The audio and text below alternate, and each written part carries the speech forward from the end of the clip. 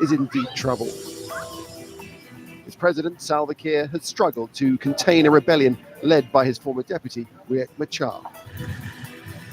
It dates back to December 2013, when Vice President Machar was sacked by Kiir. Violence erupted amongst the presidential guard in the capital, Juba, and sparked a series of massacres on both sides. Now, sexual violence is said to be at the worst levels in the world. Child soldiers are being forced to fight, and aid agencies say millions could be on the brink of famine. Here in Juba, all is quiet, but just a few kilometers from here, more than 27,000 people are packed in UN protection camps, many too scared to leave. And there have been more deaths in the north as fighting has resumed between rebel and government forces as the rainy season draws to a close. Progress was made in Tanzania 2 weeks ago when all parties agreed to take collective responsibility for the conflict.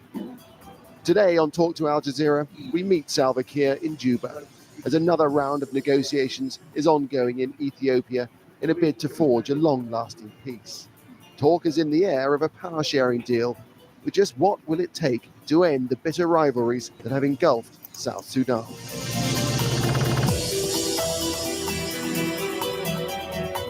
Mr. President, thank you for talking to Al Jazeera. Oh, most welcome. As if things aren't bad enough in South Sudan, there are now warnings of looming.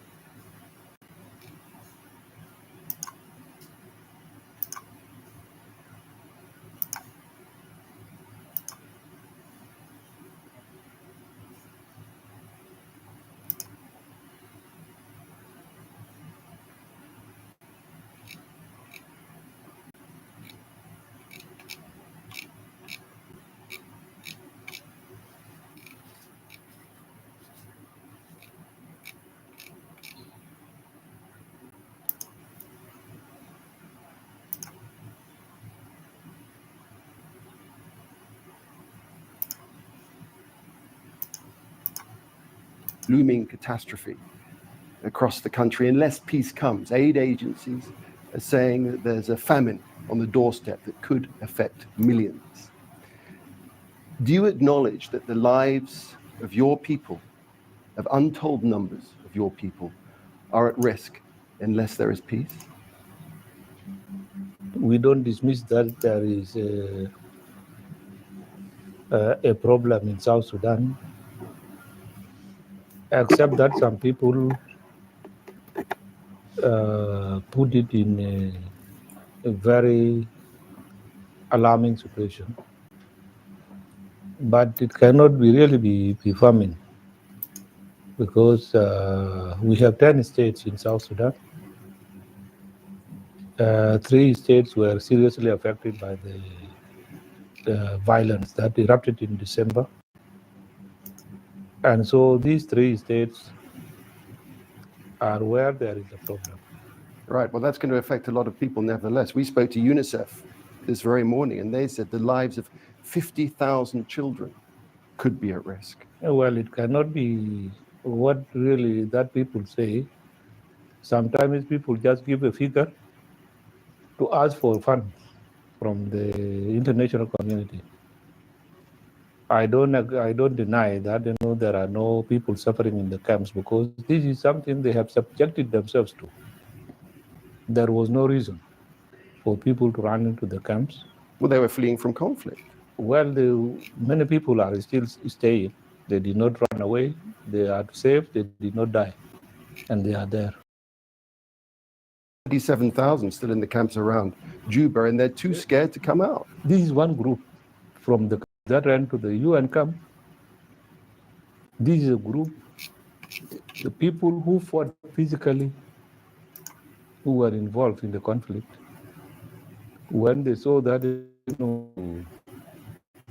they were defeated, they ran to the UN for protection. I have been asking for their guns, but the guns have not been given back to me up to now. This is one group. When you talk to them to come out, they not accept to come out. At the same time, they are agitating the rest of the other categories, pumping into them fear that if they come out, they will be slaughtered. Nevertheless, this whole situation is engendered from the conflict that's going on, and peace is what is required in this country. You acknowledge that peace is required in this country. It is there. We need peace. We need peace, and we have been searching for peace since. I announced that we want this problem to be resolved peaceful means. That means I was not interested in fighting. But there have been countless ceasefires, and they've all failed. And then both sides are to blame. No, unless you are not honest. But if you can give a devil its right, we never violated